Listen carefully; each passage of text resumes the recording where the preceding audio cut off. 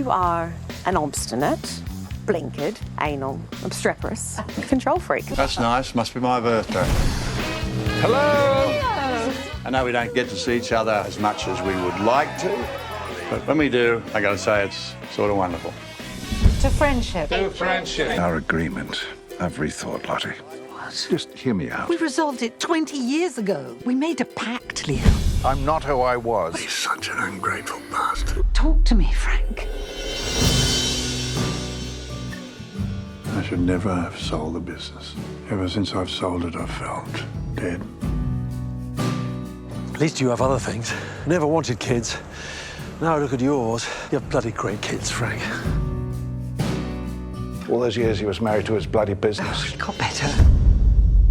It was much more than just a fling, Lottie.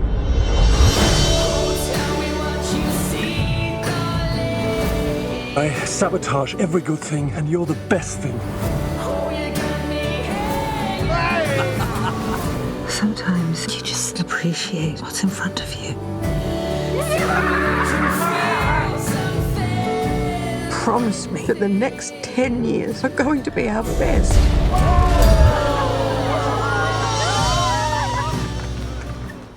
The whole family affair kind of aspect, are you able to, is that something, do you derive a lot of pleasure out of that, or is that frustrating?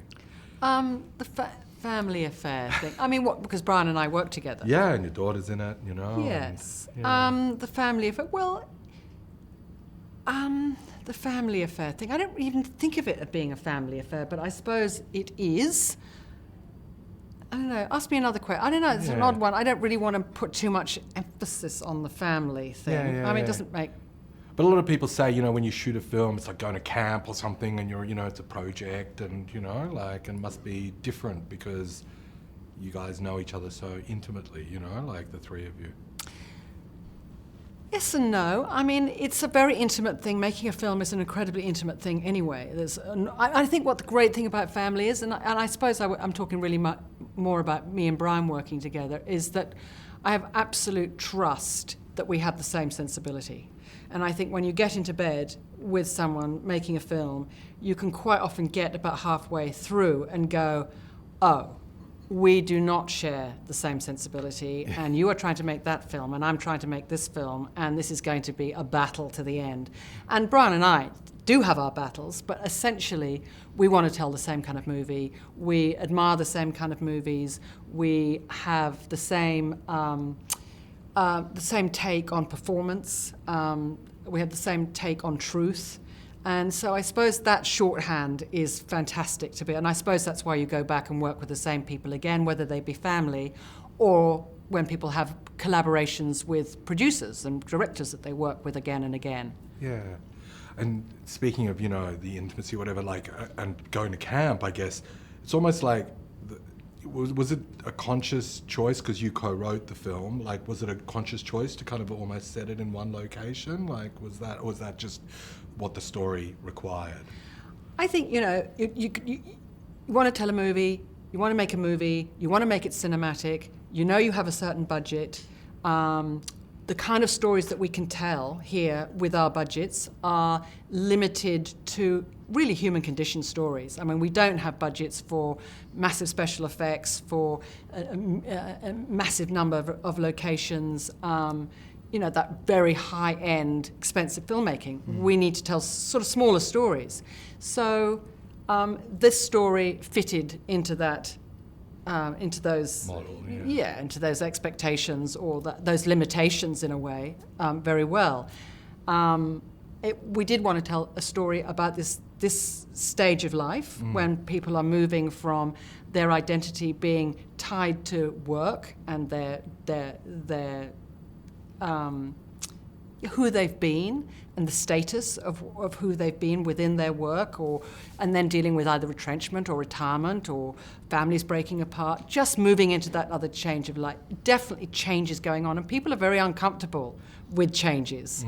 It takes a while, and particularly I think men have a hard time with change. I think women are better, they're more nimble about, you know, going from being mothers, family, work, all of those areas. I think men have a harder time once they've been truly identified with what they've done, to then go into a period of life where they are, what is the purpose? Who are they now? And I think Brian very rightly identified that it was kind of a universal syndrome, really, and he saw people really struggling with that, men particularly having a bit of a existential crisis at that time of life. Not everyone, but enough to make you go, this is worth examining. And so again, it's a question I asked Brian, but it's like, and I was surprised because, you know, when I saw, you know, directed by Rachel Ward, like that it would be a female story, you know, but watching it, I was like, it's more about the guys, you know, like. Initially, it was very much more about the guys, but then when Joanna came on board to write and I was set as a director, of course, our lens, our perspective is female-driven, and I think one of the important things about having more women behind the camera and more women as storytellers and heads of department is that we do have a different lens. We do look at life a different way. We do choose to tell different kinds of stories, and our perspective is different. And obviously, and this had been directed by a man and written by a man, probably the focus would have stayed on the four guys, and the women would have been props more. And I think, you know, Joanna and I were obviously very interested in the women which were going on this journey as well. The men may be having the crisis, but the women, what were the women doing? How were they supporting? Why were they not having the crisis? When did they have the crisis? You know, what were their expectations at this going into this last chapter of life, this last quarter of life? Compared to the men. So, you know, I think in the end it's quite a balanced piece between you're as involved in the women's transformation as you are with the men. Yeah, totally. Tell me, it's been like, what, 10 years since you've done a real feature film, right? Yeah. You know, sorry to call it that, but I wonder, what have you learnt in doing in the journey, you know, like from one film to this one? I think I've learned that, films with dark subject matters are great. I love them, but the audience is limited, and I think at this point we need to really focus on, you know, on really focus on making product that people want to go and see. And of course, no one has the answer to that.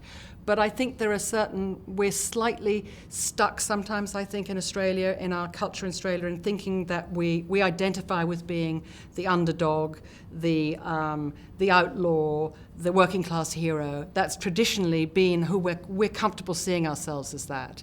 And I actually think that we've neglected a part of us, which is successful, middle class, having a bloody good life, fairly sophisticated. And I think, you know, those people want to see themselves on camera as well, and English and the Americans have no problem seeing themselves like that and giving room for those sorts of stories. But we're a little bit uncomfortable about that, and I think we'll probably have a little bit of resistance to accepting that is as much us as the underdog is and the outlaw is.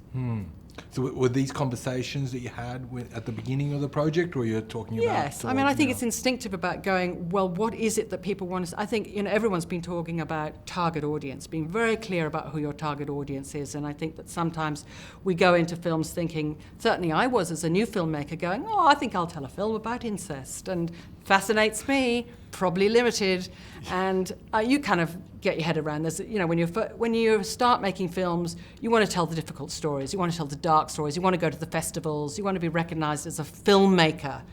And from my perspective now, I'm admiring of people who somehow have cracked that magic combination that makes people want to go to the cinema. Great. What is it that gets people wanting to go? Is it the cinematic experience? It is often the human condition, and it's slightly lighter touch. People want to have a good time, they want to be entertained, but they also want some substance. I have to ask one last question, which is about the casting, and I guess, can you talk to that, how the film was cast? Yeah, the casting is like, I mean, our address book is, after 40 years in this industry, is got a few stellar names in it.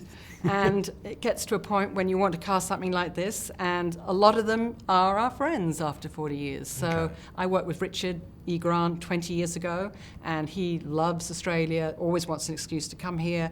So I was able to say, well, there is a part of Billy I think you'd be really right for, and love you to do it. And Sam doesn't really get a choice because he's Brian's best friend, and Brian just says, okay, this is the date, turn up. And Greta I've known my whole life. We were models together years and years ago. So, yeah, and also, people are looking for good roles. I mean, it's not like we had to beg them. You know, I think most people read the script and went, yeah, I'd love to be part of this. And it was fun. It was fun. Great. Thank you. Thank you.